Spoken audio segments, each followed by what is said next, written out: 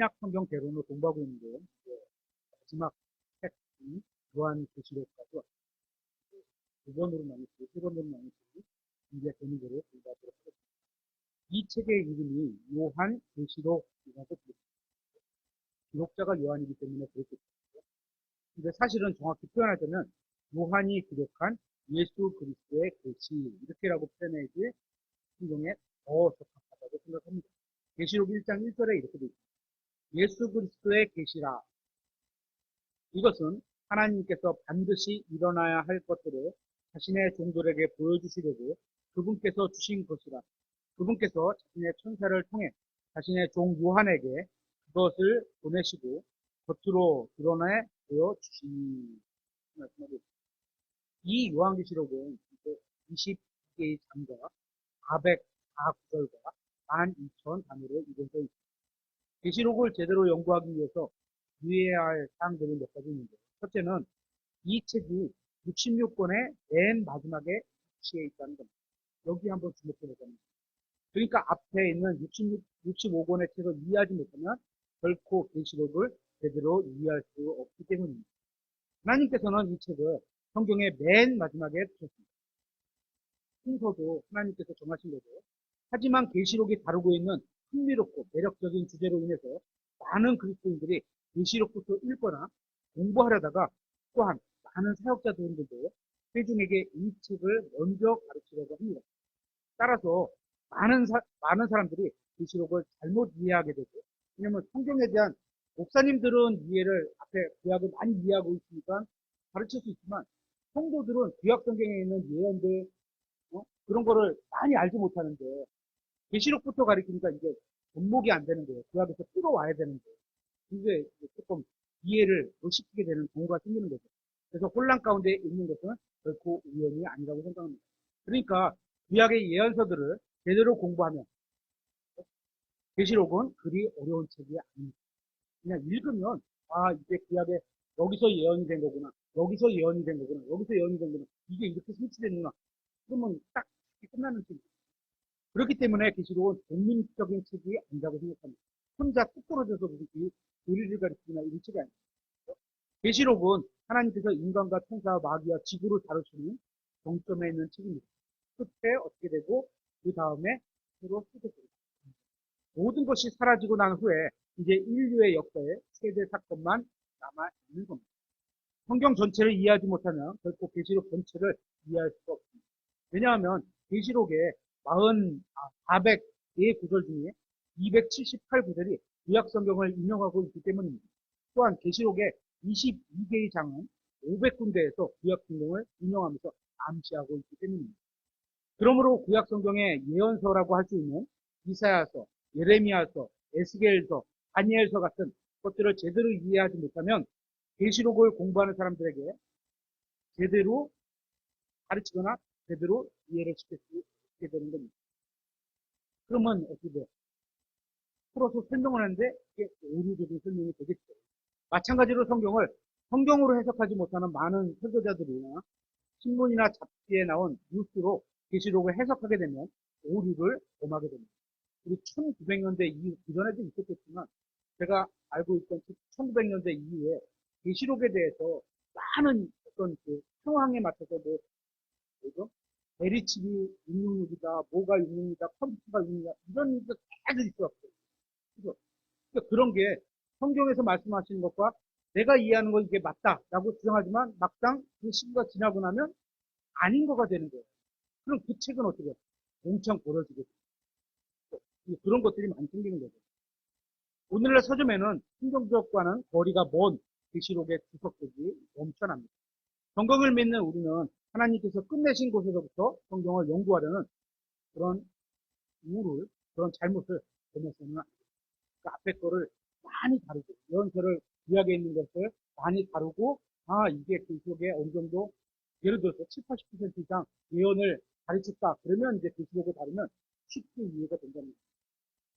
계시록을 제대로 연구하기 위한 두 번째 주의사항은 이 책이 연대기적으로 기록된 것이 아니라는 점입니다. 그러니까 시간 순서로 쭉 가는 게 아니에요. 중간중간에 하나님께서 다른 얘기를 중간중간에 섞어줘요. 이 책에 나오는 연속적인 사건들은 시간 순서대로 기록된 것이 아닙니다. 1장에서 3장은 교회 시대의 역사적인 특징을 보여주고 있고, 또 19장에서 22장은 모든 것의 결과를 순서대로 보여주고 있습니다. 하지만 4장부터 18장까지 중간에 있는 그 큰 환란, 대환란 뒤에 있는 역사적 사건들은 연대기적으로 기록되어 있지 않습니다. 계시록의 중간에 위치한 장들은 마지막 때에 하나님께서 자신의 창조물을 어떻게 다루실 것인지를 보여주기 위해 사건들을 모아놓고 하나씩 보여주고 있는 겁니다. 우리 여름 그런 시대에 간혹 시간적인 순서를 무시한 경우도 있다는 겁니다.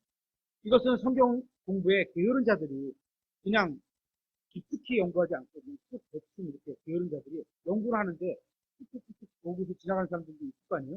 그런 사람들이 미래에 일어날 일을 정확히 알지 못하고 어쩌면 하나님께서 고의적으로 그렇게 해놓으신 거 아닌가, 좀 깊숙하게 연구하라고 그렇게 볼 수 있는 겁니다. 또한 계시록은 모든 사건과 문제들이 어떻게 풀리는지를 보여주기 위해 하나님께서 미래에 관한 사실을 엮은 모음집이라고도 할 수 있습니다. 따라서 계시록을 연구하는 가장 좋은 방법은 장별로 다루지 말고 주제별로 다루는 것도 괜찮은 방법이라고 생각합니다. 예를 들면 짐승에 대해서, 또 3년 반에 동안 쏟아지는 하나님의 진노에 대해서, 자연의 파괴에 대해서, 이런 것들을 여기 주제별로 다루는 것도 괜찮은 방법입니다. 이렇게 계시록을 주제로 연구하다 보면 이 책에 다른 주제와 서로 겹치는 부분이 있음을 발견하게 될 겁니다. 계시록을 제대로 연구하기 위한 세 번째 주의사항으로는 이 책을 해석하는 방법에 관해 다양한 논쟁이 있음을 알아야 합니다. 굉장히 많죠. 어떤 사람들은 계시록이 역사적으로 이미 다 성취되었다고 주장하고, 또 어떤 사람들은 이 책에 나오는 대부분들은 상징적으로 예언에 대한 예언적인 거지 글자적으로 그렇게 이루어지는 게 아니다, 이렇게 보는 겁니다. 그래서 그 상징을 어떻게 뭔가가 숨겨져 있다, 그러니까 나만 통해서 해석을 받아야 된다, 이게 대표적인 게 천주교죠. 그렇게 해석하면 성경은 그냥 읽으면 웬만한 사람들이 다 이해할 수 있는 거예요. 아주 조금 더 깊은 것들도 있지만 기본적으로는 웬만한 건 좀 이해할 수 있는 겁니다. 각 구절에 어떤 비밀이 담긴 것처럼 그거를 찾아내야지만 이걸 풀 수 있다, 이렇게 주장하는 사람들이 있습니다. 하지만 계시록 본문은 요한의 시각을 통해서 예언을 문자 그대로 진술하고 있습니다. 미래에 있을 일인데 그걸 있는 그대로, 글자 그대로. 예를 들어서 뭐 그런 거 없어요. 하나님께서 밥을 먹어 드셨다 그러면 하나님께서 밥을 드시는 거예요. 예를 들어서 이거 답이 뭐냐 뭐 이렇게 따질 필요가 없는 거죠. 계시록에는 7번에 걸쳐서 이 내용이 예언적이라고 말씀하는 구절들이 나옵니다. 1장 3절, 10장 11절, 19장 10절, 20장 10절, 10절, 18절, 19절. 7번에 나옵니다.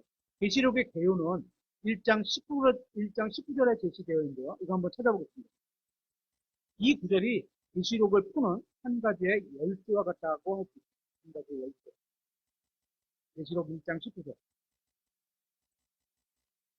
이게 분분합니다. 분석 연구가들이 이게 많이 이게 이해가 갈리는 구절이기도 해요. 19절, 1장 19절. 내가 본 것들과 봤어. 이미 봤어. 그죠? 요한이 이미 봤어요. 또 지금 있는 것들과, 그러니까 과거에 있는 것들, 현재에 있는 것들, 또 이후에 있을 것들, 미래에 있을 것들을 기록하고 이렇게 됩니다. 계시록에는 과거에 있었던 일, 현재에 일어난 일, 미래에 있을 것들 세 개를 구분해 놨다는 거죠. 그래서 첫 번째로 내가 본 것들, 이것은 요한이 이미 본 것은 1장에 나오는 하나님의 영광을 받으시면서 왕이시자 제사장이신 그리스도를 보고 있는 겁니다. 또 이 두 번째, 지금 있는 것들, 이것은 2장과 3장에 나오는 교회 시대와 교회사와 개요를 말하고 있는 겁니다. 그리고 이후에 있을 것들, 이것은 4장부터 22장에 나오는 앞으로 일어날 예언적인 사건들을 말하는 겁니다. 우리 목사님이 가르치는 계시록 강의에도 똑같이 이렇게 되었어요. 성경은 창세기에서 7일의 창조를 시작해서 계시록에서 4번에 걸친 7가지 재앙으로 끝나게 됩니다. 7부터 시작해서 7로 끝납니다. 계시록은 앞부분에서 교회사를 7부분으로 나누어 그 성격을 예언적으로 보입니다. 교회사도 7교회로 나누고 있다는 거죠. 그리고 7년 대환란에 관한 말씀하시며 아담의 아들들을 가르치는 하나님의 시간표를 이루는 7세대의 마무리를 인식하는 것을 보게 됩니다. 우리는 계시록에서 여러 종류의 7들을 만나게 됩니다. 7. 하나님이 하나님의 완전함의 수, 7 이렇게 말하죠. 계시록에는 일곱이라고 표시된 수들이 많이 나오죠. 첫 번째, 일곱 교회. 1장 1절에 보면 이르시기를 나는 알파와 오메가요 처음과 마지막이라 내가 보는 것을 책에 기록하여 아시아에 있는 일곱 교회 곧 에베소, 서머나, 버가모, 두아디라, 사데, 필라델피아, 라오디게아 교회를 보내라 하시더라. 일곱 교회라는 표현이 나오죠. 또 1장 12절에 보면 일곱 금잔대 이런 표현이 나오는데요. 계시록 1장 12절에 내게 말씀하신 음성을 알아보려고 내가 돌아섰으며 돌아설 때 일곱 금잔대를 보았는데 일곱 금잔대가 있죠. 또 1장 16절에 보면 일곱 별이 나옵니다. 일곱.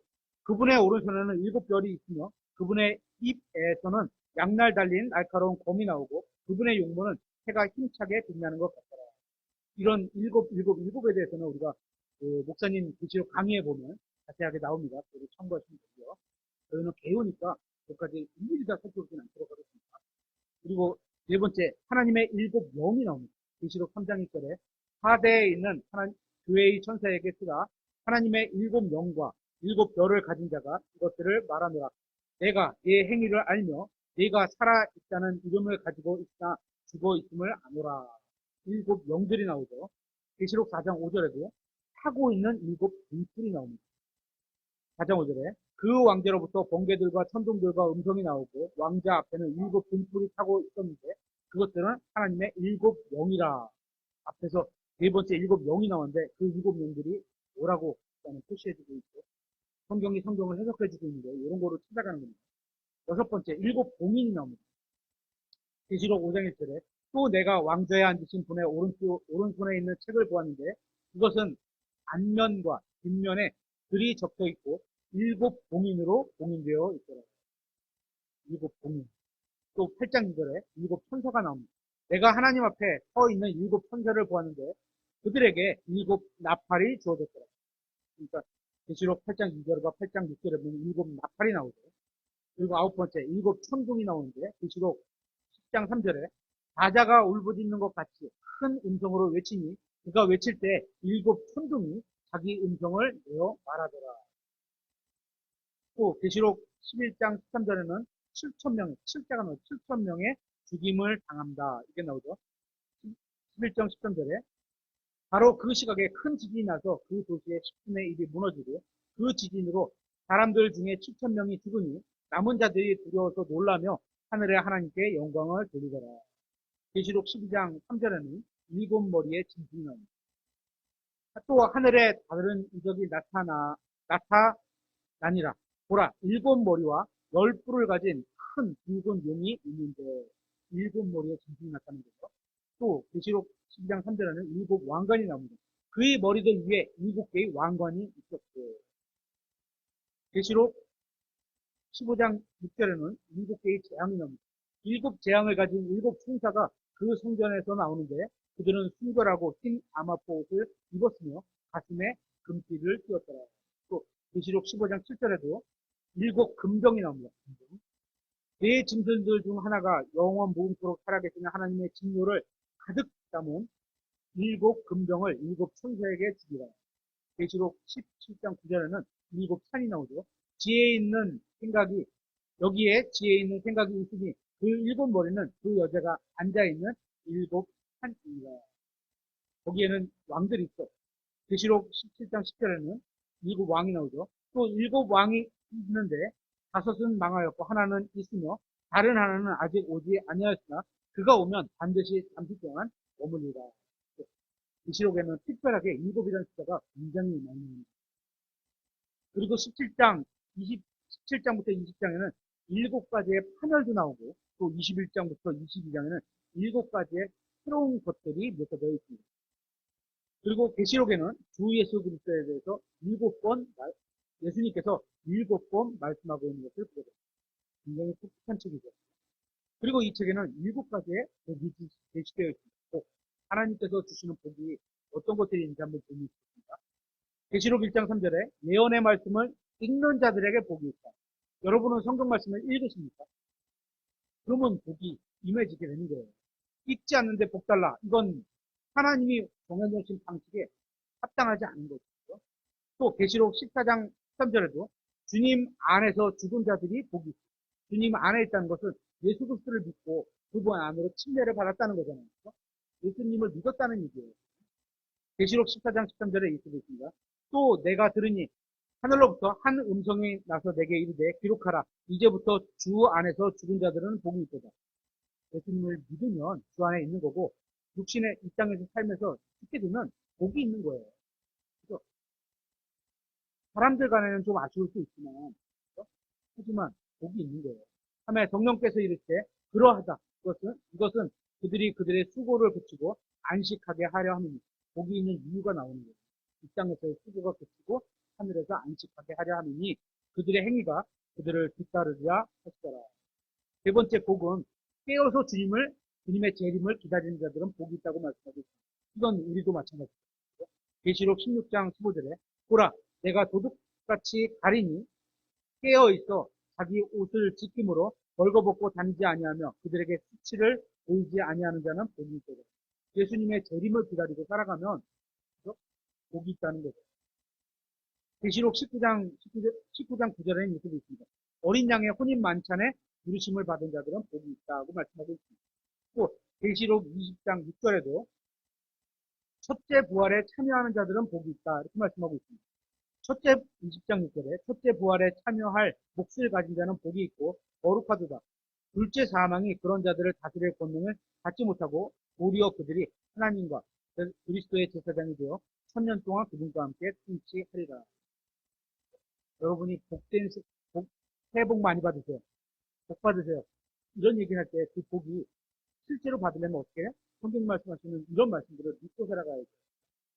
여섯 번째, 이 책의 말씀들을 지키는 자는 복이 있다고 말씀하고 있습니다. 계시록 22장 7절에 보라 내가 속히 가리니 이 책의 대언의 말씀들을 지키는 자는 복이 있도다.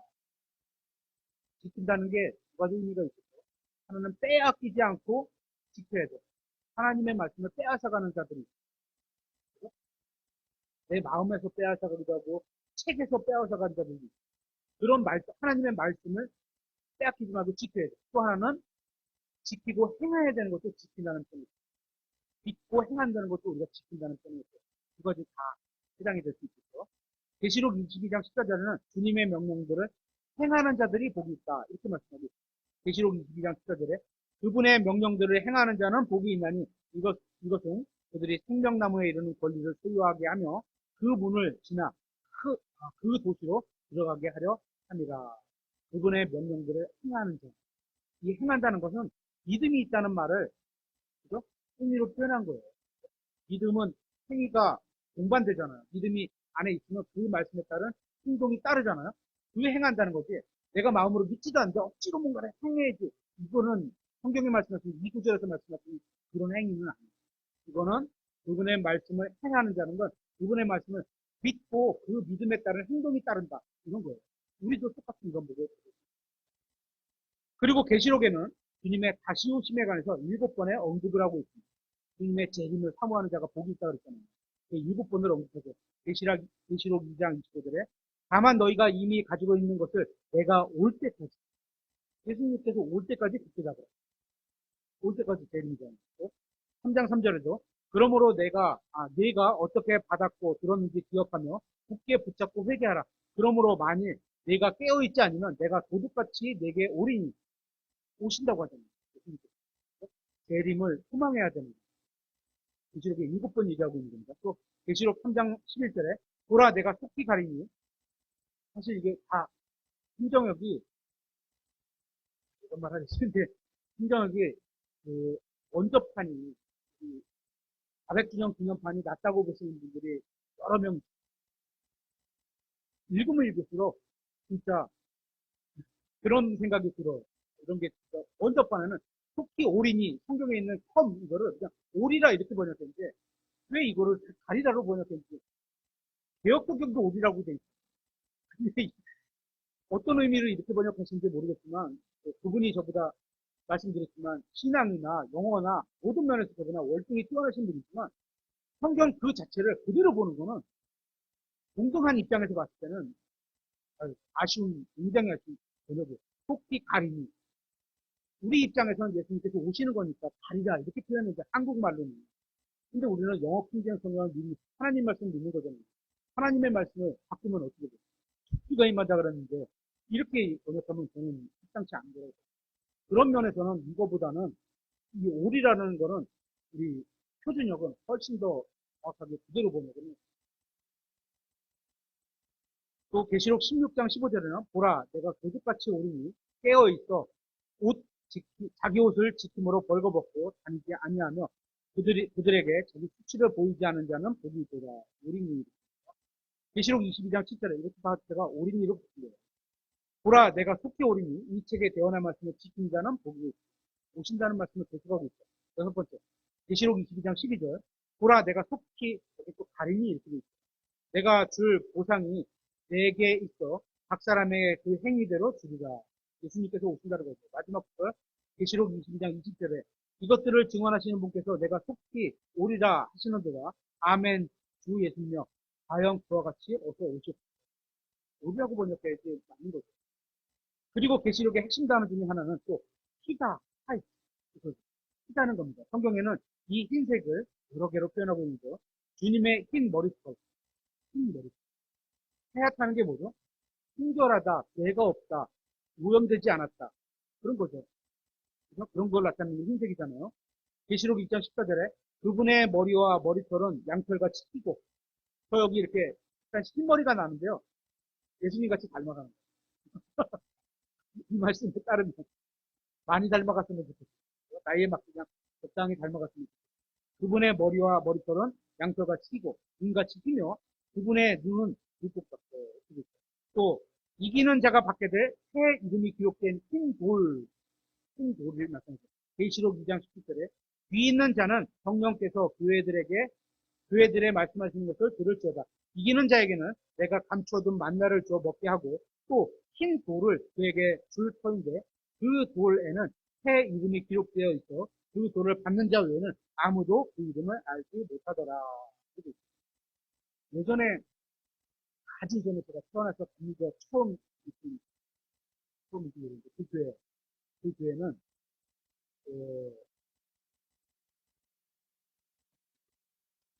그때인가 초등학교 때인가 굉장히 특정 말하는 전도사님이 계셨어요.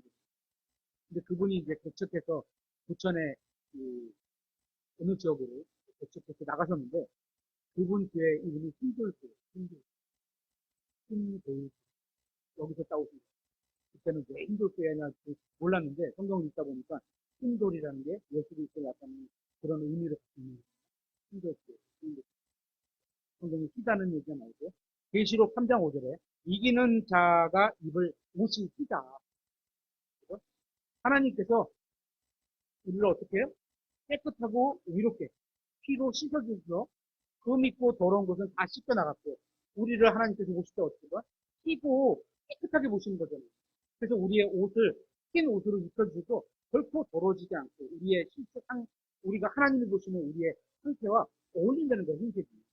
우리가 입을 흰 옷이 나타나고 있습니다. 23장 5절에 이기는 자 바로 그 자는 흰 옷을 입을 것이요. 이기신 분이 누구죠? 예수 그리스도죠. 이기는 자는 예수 그리스도 안에 있는 자는 이기는 자. 이단에 누구가 내가 이기는 자다 그런데 그분이 진짜로 예수님을 진짜로 믿었다면 그분도 이기는 자겠죠. 하지만 저도 예수님을 믿었으니까 저도 이기는 자. 이긴 자로서 이기는 삶을 살아가야 되는 그런 위치와 신분을 가지고 있죠. 이기는 자가 바로 그 자는 흰 옷을 입을 것이죠. 여러분도 다 흰 옷을 입으시겠죠. 내가 그의 이름을 생명책에서 지워버리지 아니하고 내 이름을 내 아버지 앞에 그분의 천사들 앞에 시인하리라. 또 네 번째 하늘에 거주하는 사람들이 입게 될 옷이 흰 옷입니다. 흰 옷 좋아하시는 분 있어요? 흰 옷. 우리 요한 형제님 흰 옷 좋아요? 오늘 제일 하얀 옷을 입었는데 하늘에 올라가면 본인이 원하는 흰 옷을 입으세요. 꼭 예수님 믿고 하늘에서 인사 나누게 됐으면 좋겠습니다. 아시겠죠? 네. 계시록 3장 18절에 이렇게 돼 있어요. 내가 내게 권고하노니 너는 내게서 불로 정제한 금을 사서 부유한 자가 되고 흰 옷을 사서 입어 내 벌거벗은 수치를 드러내지 말며 내 눈에 안약을 발라 보이소다. 또 우리 교회를 예표하는 인물이 계시록 4장에 보면 스물네 24 장로가 나오잖아요. 그 장로가 입고 있는 옷도 흰 옷입니다. 계시록 4장 4절에 또 그 왕자 둘레에 24 자리가 있더라. 내가 보니 그 자리들에 24 장로가 흰 옷을 입은 채 앉아 있는데 그들은 머리에 금 왕관을 썼더라. 교회를 예표하는 사람들이 금 왕관을 쓰고 있습니다. 또 6장 2절에 보면 더러운 영이 흰 말을 타고 있어요. 더러운 영이 마귀에 속한 영이 흰 말, 예수 그리스도가 타는 말을 흉내내는 거죠. 예수님 모습을 흉내내는 거죠. 6장 2절에 이에 내가 보니 보라 흰 말이라 그 위에 탄 자가 칼을 가졌고 왕관을 받으매 그가 나가서 정복하고 또 정복하려 하더라. 또 계시록 6장 11절에 보면 통조자들이 입는 옷이 흰 옷입니다. 6장 11절에 흰 예복들이 그들 각 사람에게 주어졌으며 또 그들의 동료 종들과 형제들도 그들처럼 죽임을 당해 그 수가 찰 때까지 그들이 잠시 동안 더 안식해야 한다는 군부의 말이 그들에게 주어졌더라. 하나님이 일하시는 때가 아직 끝나 보니까 조금 더 기다리다. 또 7장 9절에 보면 구원받은 큰 무리가 흰 옷을 입고 있는 것을 보게 됩니다. 계시록 7장 9절에 2일 뒤에 내가 보니 보라 아무도 셀 수 없는 큰 무리가 이 무리는 대환란 가운데 나온 무리예요. 그죠? 지금 교회의 무리가 아닙니다. 이 무리. 7장 9절에는 교회는 이미 수거돼서 하늘에 가 있어요. 그죠? 곧 모든 민족들과 족속들과 백성들과 언어들에 속한 큰 무리가 흰 옷을 입고 손에 종려나무 가지를 든 채 왕좌 앞에 어린 양 앞에 서서 또 계시록 7장에는 어린 양의 피로 씻어서 예복이 희게 되었다 이런 표현이 있습니다. 계시록 7장 14절에 내가 그에게 이르되 장로여 당신이 아시나이다 하니 내가 그에게 이르되 이들은 큰 환란에서 나와 어디서 나와요? 계시록 7장인데 큰 환란에서 나왔다 그랬잖아요. 자기 예복을 씻고 어린 양의 피로 그것을 희게 한 자들입니다.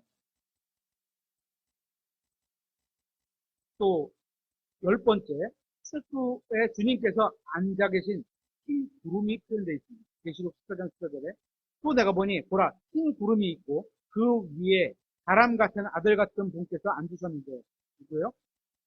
구름 위에 앉아 있는 분? 손오공이 아니에요. 예수님이요. 예수님을 따라서 손오공이 앉아 있는 거겠지.